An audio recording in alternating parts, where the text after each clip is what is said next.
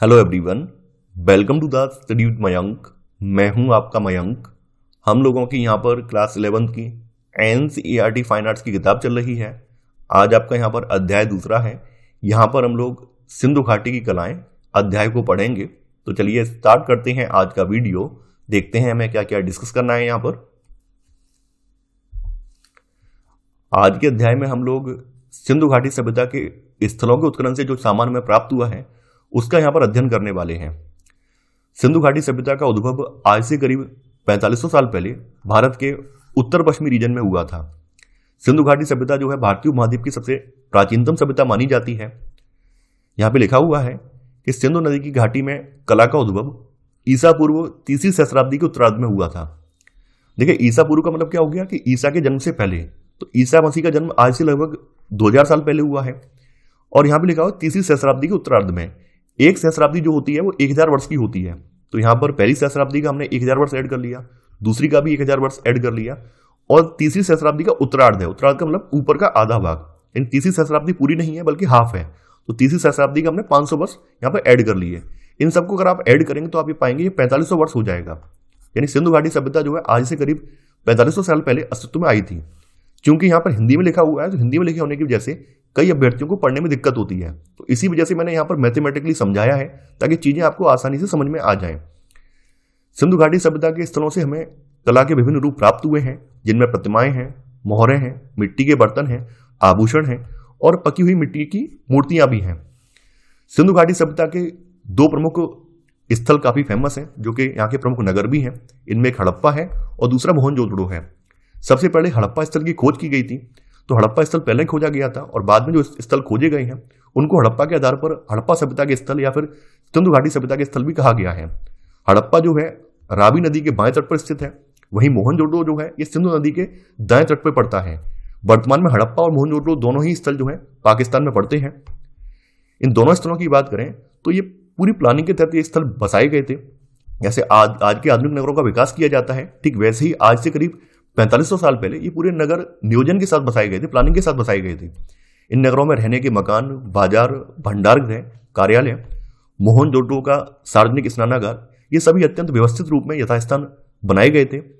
सबसे अच्छी बात क्या है कि इन नगरों में जो जल निकासी की व्यवस्था थी वो काफी ज्यादा विकसित थी।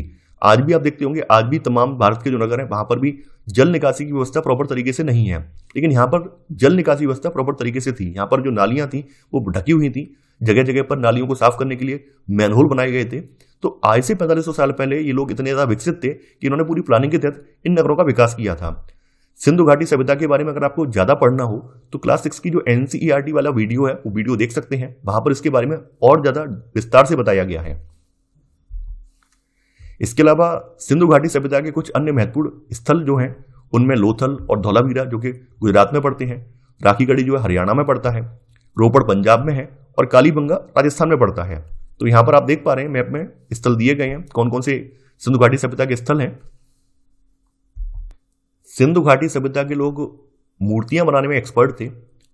यहां पर हमें पत्थर की मूर्तियां, कांसे की मूर्तियां, मिट्टी की बनी मूर्तियां या टेराकोटा की जो मूर्तियां हैं वो यहाँ के स्थलों से हमें प्राप्त हुई हैं। हालांकि यहाँ पर जो मूर्तियां हमें मिली हैं वो संख्या की दृष्टि से बहुत ज्यादा नहीं है, लेकिन कला की दृष्टि से बहुत ज्यादा उच्च कोटि की हैं। यानी सिंधु घाटी सभ्यता के लोग जो थे अपनी कलात्मक अभिव्यक्ति करने में काफी ज्यादा निपुण थे। पत्थर की मूर्तियों की बात करें तो पत्थर की मूर्तियों में दो पुरुष प्रतिमाएं यहाँ पर बहुत ज्यादा बहुचर्चित हैं। एक तो यहाँ पर दाढ़ी वाले पुरुष की आवक्ष मूर्ति, यानी कि वक्ष से ऊपर की जो मूर्ति है ये दाढ़ी वाले पुरुष की मूर्ति है। कई इतिहासकार और पुरातत्वविद इसे जो है वहां के शासक की मूर्ति या कई लोग इसको जो है पुजारी की मूर्ति भी मानते हैं। मोहनजोदड़ो का पुजारी भी इसको बोलते हैं क्योंकि यह मूर्ति जो है मोहनजोदड़ो से प्राप्त हुई है, जो कि सेलखड़ी से बनी हुई है। यहां पर आप देख पा रहे हैं, यहां पर चूंकि इसका हाथ भी नहीं है, केवल आधा हिस्सा है, और आधे हिस्से में भी आप देख पा रहे होंगे इसके कंधे पर, यानी इसका जो बायां वाला जो कंधा है, बाएं कंधे पर आप देख पा रहे होंगे सॉल पड़ी हुई है, जो कि दाहिनी भुजा के नीचे से होकर जा रही है। इसकी सॉल जो है त्रिफुलिया पैटर्न वाली सॉल है, यानी यहाँ पर तीन तीन सिरे वाले फूल बने हुए हैं, त्रिफुलिया फूल बने हुए हैं, जो कि आप देख पा रहे हैं। मूर्ति की अगर आंखों की बात करें तो इसकी आंखें लंबी हैं और आधी मुदी हुई मुद्रा में है, यानी आंखें लंबी हैं और आधी बंद मुद्रा में है। तो ऐसा लगता है कि व्यक्ति ध्यान की अवस्था में हो। साथ ही साथ यहाँ पर मूर्ति की जो आप देख पा रहे हैं दाढ़ी भी दिखाई गई है। ऊपर यहाँ पर माथे पर यहाँ पर एक फीता टाइप बांधे हुए है। तो यहाँ पर वही चीज बताई गई है कि इस मूर्ति के दाहिने हाथ पर एक बाजूबंद है और सिर पर सादी बुनी हुई पट्टिका है। तो यहाँ पर सिर पर सादी बुनी हुई पट्टिका है और नीचे यहाँ पर दाहिने हाथ पर एक बाजूबंद भी इसने पहना हुआ है। इसके अलावा एक पुरुष धड़ है। तो पुरुष धड़ जो है हड़प्पा से हमें प्राप्त हुआ है। पुरुष धड़ वाली जो मूर्ति है ये लाल बलुआ पत्थर की बनी हुई है। हालांकि यहाँ पर इसमें ऊपर सिर नहीं है, ना ही हाथ है, केवल धड़ है। धड़ की अगर दिशा की बात करें तो दिशा इसकी जो आगे की ओर है। इसमें सिर और भुजाएं जोड़ने के लिए गर्दन और कंधों में गड्ढे बनाए गए हैं, यानी यहाँ पर गर्दन और कंधों में यहाँ पर हाथ और सिर जोड़ने के लिए सॉकेट बनाए गए हैं। कंधे जो हैं अच्छे पके हुए हैं और यहाँ पर इस मूर्ति का जो पेट है वो कुछ बाहर की ओर निकला हुआ है। तो यहाँ से हमें पत्थर की 2 मूर्तियां प्राप्त हुई हैं। एक तो मोहनजोदड़ो के पुजारी की मूर्ति है और दूसरा जो है हड़प्पा से पुरुष धड़ प्राप्त हुआ है। कांसे की ढलाई। आज से सैकड़ों साल पहले ये लोग कांसे की ढलाई करने में काफी ज्यादा निपुण थे। जैसा कि आप लोग जानते हैं कांसा जो है तांबा और टिन के मिश्रण से बनाया जाता है। तो ये जो सभ्यता है कांस्य युगीन सभ्यता भी बोली जाती है, क्योंकि ये लोग कांसे का काम बड़े पैमाने पर करते थे। इनकी जो कांस्य मूर्तियां हैं वो लुप्त मोम तकनीक से बनाई जाती थी।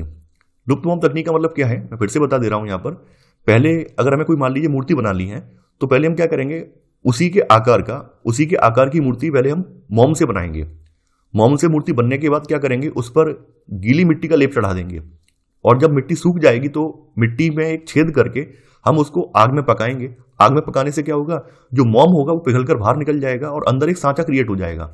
तो जो छेद हमने किया है मोम निकालने के लिए, उसी छेद से हम उसमें कांसे को डाल देंगे। तो जब कांसा ठंडा हो जाएगा तो वो अपने आप उस मिट्टी के सांचे का आकार ले लेगा और ऐसे करके हमें मूर्ति प्राप्त हो जाएगी। तो इस तकनीक को लुप्त मोम तकनीक कहा जाता है। हमने जब चोलकालीन अध्याय पढ़ा था वहां पर भी इसके बारे में बताया था कि कैसे साउथ इंडिया में लुप्त मोम तकनीक की सहायता से आज भी मूर्तियां बनाई जाती हैं। तो वो तकनीक आजकल की नहीं है, बल्कि सैकड़ों साल पहले सिंधु घाटी सभ्यता में भी थी। कांसे में मनुष्यों और जानवरों दोनों की मूर्तियां बनाई गई हैं, यानी कांसे की मूर्तियां केवल मनुष्यों की नहीं है बल्कि जानवरों की भी मूर्तियां बनाई गई हैं। मानव मूर्तियों का सर्वोत्तम नमूना एक लड़की की मूर्ति है जिसे नर्तकी की मूर्ति के रूप में जाना जाता है। कांसे की बनी हुई जानवरों की मूर्तियों में भैंस और बकरी की मूर्तियां विशेष रूप से उल्लेखनीय हैं। इसके अलावा लोथल से तांबे का कुत्ता और पक्षी पाया गया है। कालीबंगा से सांड की कांसे की मूर्ति पाई गई है। तो सबसे पहले जानेंगे नर्तकी की मूर्ति, जो कि मोहनजोदड़ो से प्राप्त हुई है और ऐसा माना जाता है कि यह विश्व की सबसे पुरानी या प्राचीनतम कांसे की मूर्ति है। इसकी ऊंचाई की बात करें तो इसकी ऊंचाई लगभग जो है 4 इंच ऊंची मूर्ति है। इसमें एक महिला को केवल आभूषण पहने हुए नग्न अवस्था में दिखाया गया, यानी कि यहाँ पर इस महिला के शरीर पर कोई वस्त्र नहीं दिखाए गए हैं, बल्कि नग्न अवस्था में इस महिला को आभूषण पहने हुए दिखाया गया है।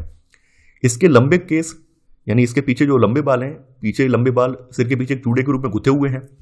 इसने बाएं हाथ में चूड़ियां पहनी हुई हैं, बाएं हाथ में आप देख पा रहे हैं चूड़ियां पहनी हुई हैं और दाहिने हाथ पर कंगन और ताबीज पहने हुए हैं। दाहिने हाथ पर आप देख पा रहे हैं कंगन पहना है और ऊपर ताबीज पहने हैं।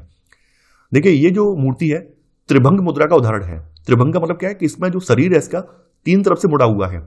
ऊपर का एक हिस्सा आप देख पा रहे हैं, बीच का एक हिस्सा आप देख पा रहे हैं मुड़ा हुआ है और नीचे पर पैर मुड़े हुए हैं। इसको त्रिभंग मुद्रा बोला जाता है। तो यहाँ पर आप देख पा रहे होंगे ये स्त्री जो है अपना जो दाहिना हाथ है कूल्हे पर रखे हुए हैं और त्रिभंग मुद्रा में खड़ी हुई है। तो त्रिभंग मुद्रा जो है वो नृत्य में प्रयुक्त की जाती है। तो इसी वजह से ऐसा माना जाता है कि यह मूर्ति जो है एक नर्तकी की मूर्ति है, क्योंकि त्रिभंग मुद्रा जो है जो आपके शास्त्रीय नृत्य है उनमें काफी ज्यादा फेमस है। इसी वजह से इस आधार पर ही माना गया है कि यह मूर्ति जो है एक नर्तकी की मूर्ति है। इसके अलावा यहां से एक वृषभ प्रतिमा भी प्राप्त हुई है जो कि मोहनजोदड़ो से प्राप्त हुई है। इसमें एक भारी भरकम वृषभ यानी बैल को आक्रामक मुद्रा में प्रस्तुत किया गया है, जो कि आपके सामने इमेज में यहां पर लगाया गया है। वृषभ जो है गुस्से में अपना सिर दाईं ओर घुमाए हुए है और इसके गले में एक रस्सा बंधा हुआ है। इसके गले में एक रस्सा बंधा हुआ है और ये अपना सिर दाईं ओर घुमाए हुए है। इसके अलावा मृण मूर्तियां यानी यहां पर टेराकोटा की मूर्तियां भी मिली हैं। देखिए सिंधु घाटी सभ्यता के लोग मिट्टी की मूर्तियां भी बनाते थे। हालांकि मिट्टी की मूर्तियां जो है पत्थर और कांसे की मूर्तियों जैसी बढ़िया नहीं होती थी, उनमें बहुत अच्छी चित्रकारी नहीं की गई होती थी। यहाँ पर जो मिट्टी की मूर्तियां होती थी वो काफी ज्यादा भद्दी मूर्तियां होती थी, जैसा कि आप यहाँ पर इमेज में देख भी पा रहे होंगे। तो सिंधु घाटी की मूर्तियों में मातृ देवी की प्रतिमाएं काफी ज्यादा उल्लेखनीय है। अब देखिए ध्यान देने वाली बात यह है कि यहाँ पर जो भी स्थल है उन स्थलों से जो भी मिट्टी की मूर्तियां मिली हैं वो दिखने में एक जैसी नहीं है। हर स्थल की मिट्टी की मूर्तियों में डिफरेंस है। तो यहाँ पर वही चीज बताई गई है कि कालीबंगा और लोथल में पाई गई नारी मूर्तियां हड़प्पा और मोहनजोदड़ो में पाई गई मातृ देवी की मूर्तियों से बहुत ज्यादा अलग हैं। मिट्टी की मूर्तियों में कुछ दाढ़ी पुरुष वाले पुरुषों की भी छोटी छोटी मूर्तियां पाई गई हैं। ठीक है, ऐसा नहीं है केवल और केवल इन्होंने मिट्टी की मूर्तियों में माता देवी की मूर्तियां बनाई हो, यहां पर दाढ़ी मूछ वाले पुरुषों की भी छोटी छोटी मूर्तियां इन्होंने बनाई हैं। एक सींग वाले देवता का मिट्टी का बना मुखौटा भी यहां से मिला है। इसके अलावा मिट्टी की बनी पहिएदार गाड़ियां, छकड़े यानी जो बैलगाड़ी के पीछे का जो हिस्सा होता है छकड़ा, सीटियां, पशु पक्षियों की आकृतियां, खेलने के पासे, गिट्टियां, चक्र, डिस्क, ये सब चीजें मिट्टी के बने हुए मिले हैं। तो बात करते हैं मातृका या मातृ देवी की प्रतिमा की। तो देखिए, जैसा कि आप देख पा रहे हैं, मैंने आपको पहले ही बताया है कि यहां पर जो मिट्टी की जो मूर्तियां बनाई गई हैं वो यहाँ की पत्थर और कांसे की मूर्तियों की तुलना में काफी ज्यादा भद्दी मूर्तियां हैं, यानी कि इनमें कला का अभाव सा दिखता है। मातृका की मूर्तियों को आमतौर पर भद्दी, अपरिष्कृत खड़ी मुद्रा में उन्नत उरोजों पर हार लटकाए, उरोज का मतलब वक्ष स्थल पर हार लटकाए हुए है, तो उन्नत उरोजों पर हार लटकाए और कमर के चारों ओर एक अधोवस्त्र लपेटे हुए, यानी कमर के चारों अधोवस्त्र लपेटे हुए हैं और कमर पर करधनी पहने हुए दिखाया गया, कमर पर ही करधनी पहने हुए हैं, तो ऐसे करके इसको दिखाया गया है। इसके सिर पर जो है पंख जैसा आवरण है और दोनों तरफ जो है प्यालेनुमा उभार है। देखिए यहां पर इमेज में नहीं है, एक और मूर्तियों से दोनों तरफ प्यालेनुमा इस तरह से उभार भी है। तो कई लोगों का मानना यह है कि सिंधु घाटी सभ्यता की ये मातृ देवी की मूर्ति है। तो यहां पर आप लोग देखेंगे कि सिंधु घाटी सभ्यता की जो मातृ देवी की मूर्तियां हैं वो पत्थर और कांसे की मूर्ति की तुलना में काफी ज्यादा भद्दी हैं, अपरिष्कृत हैं। इन आकृतियों की गोल गोल आंखें और चोंच जैसी नाक जो है बहुत भद्दी दिखाई देती है। देखिए देख पा रहे हैं यहाँ पे गोल गोल आंखें हैं और चोंच जैसी आकृति जो है काफी ज्यादा भद्दी दिखाई देती है। ऐसा माना जाता है कि ये सिंधु घाटी सभ्यता की उर्वरता की देवी रही होंगी, ऐसा इतिहासकारों का, पुरातत्वविदों का मानना है। इसके अलावा मुद्राएं, देखिए सिंधु घाटी सभ्यता के स्थलों से पुरातत्वविदों को हजारों की संख्या में मुद्राएं मिली हैं। हड़प्पा की मुद्रा की बात करें तो हड़प्पा की जो मानक मुद्रा है 2 गुणा 2 इंच की वर्गाकार पटिया होती थी, यानी यहाँ की जो मुद्राएं होती थी वर्गाकार आकार की होती थी, जो कि 2 गुणा 2 इंच की वर्गाकार पटिया होती थी और ये आमतौर पर सेलखड़ी की बनी होती थी। कभी कभी ये गोमेद, चकमक पत्थर, तांबा, कांस्य और मिट्टी से भी बनाई गई थी। गोमेद भी एक तरह का पत्थर ही है। इसके अलावा कुछ मुद्राएं जो है हाथी दांत की भी पाई गई हैं। प्रत्येक मुद्रा में एक चित्रात्मक लिपि खुदी होती थी। यहां पर आप देख पा रहे हैं, यहां पर एक चित्रात्मक लिपि है जो कि आज तक पढ़ी नहीं जा सकी है। मुद्राओं पर एक सींग वाले सांड, गैंडा, बाघ, हाथी, जंगली भैंसा, बकरा, भैंसा, ये सभी जो पशु हैं, इन पशुओं की सुंदर आकृतियां बनी हुई थी, जैसा कि आप यहां पर इमेज में देख पा रहे हैं। कहीं कहीं पर इन लोगों ने मुद्राओं पर पेड़ों और मानवों की आकृतियां भी बनाई हैं, तो ऐसी भी कुछ मुद्राएं हमें मिली हैं। वैसे अधिकांश मुद्राओं में जो है जानवरों की सुंदर आकृतियां पाई जाती हैं। मुद्राओं को तैयार करने का उद्देश्य क्या रहा होगा? तो ऐसा माना जाता है कि मुद्राओं को तैयार करने का जो मुख्य उद्देश्य था वो मुख्यतः वाणिज्यिक था, यानी कि ये व्यापार वगैरह में इस्तेमाल होती थी। इसके अलावा ये मुद्राएं जो है बाजूबंद के तौर पर भी कुछ लोगों के द्वारा पहनी जाती थी, तो ऐसे भी यहां से प्रमाण मिले हैं। यहां से एक मुद्रा ऐसी मिली है जिसको पशुपति मुद्रा के रूप में जाना गया है। पशुपति मुद्रा में क्या है?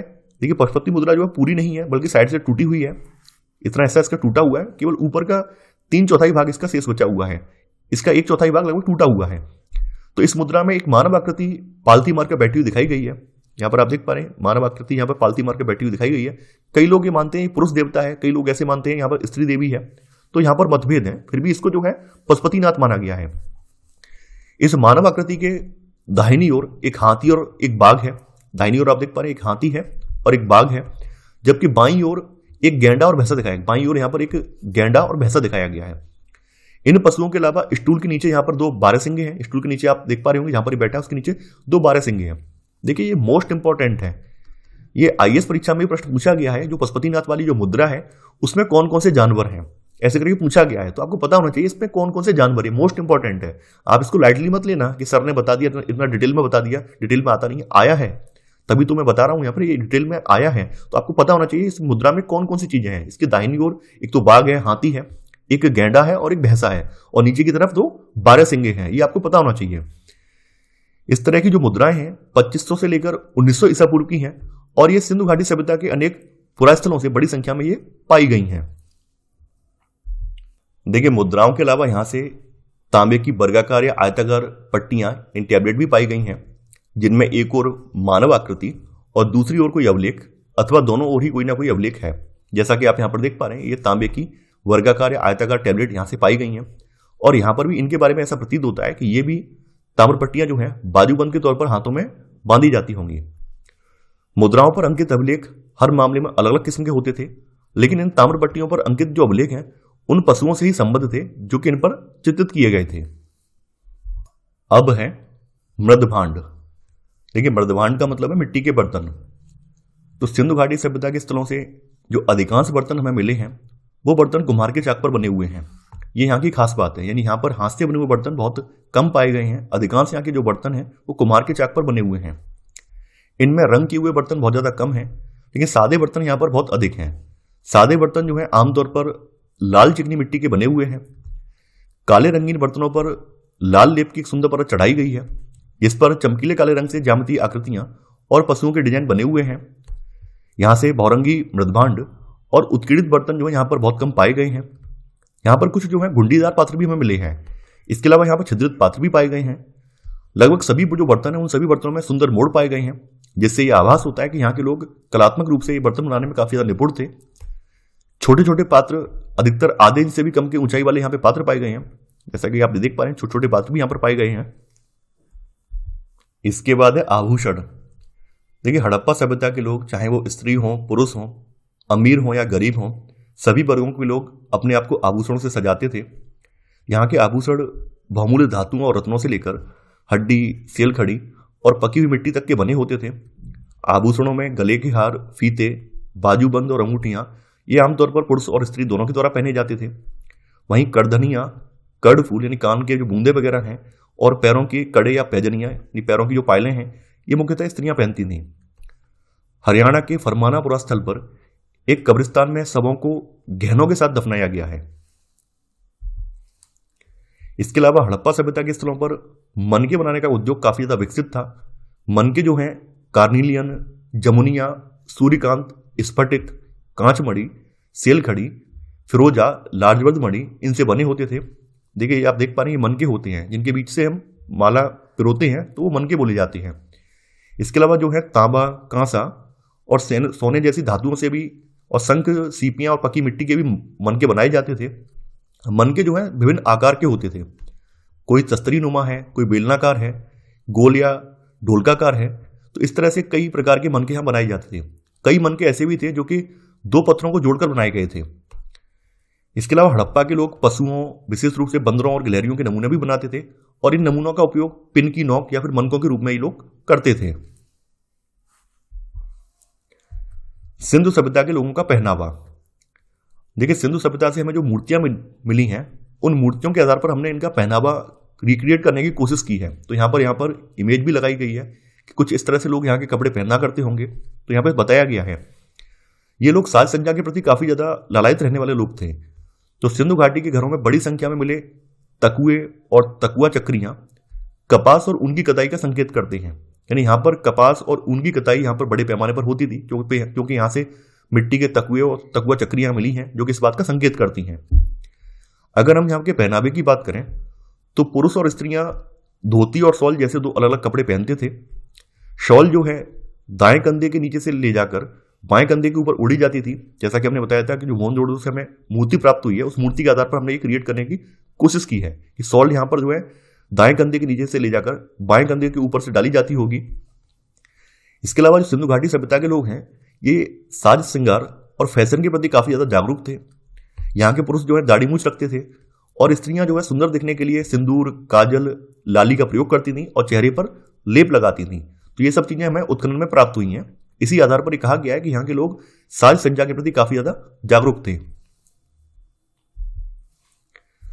तो ये था हमारा आज का वीडियो। आई होप आपको आज का वीडियो पसंद आया होगा। आप लोग इस वीडियो को लाइक और शेयर करना बिल्कुल मत भूलिए। इसके अलावा मैं आपसे फिर से रिपीट कर रहा हूं कि अब आपको नोट्स बनाने की आवश्यकता नहीं है। नोट्स हमारे टेलीग्राम पर मिल जाएंगे। अगर आपको क्लास नोट्स चाहिए तो क्लास नोट्स वहां से डाउनलोड कर सकते हैं। अगर आपको प्रिंटेबल नोट्स चाहिए तो आप वहां से परचेज कर सकते हैं। तो मैं आशा करता हूं कि आपको सीरीज पसंद आ रही होगी। आप लोग इस वीडियो को लाइक और शेयर करना बिल्कुल नहीं भूलेंगे। तो चलिए आज के बस इतना ही। Thanks for watching. जय हिंद।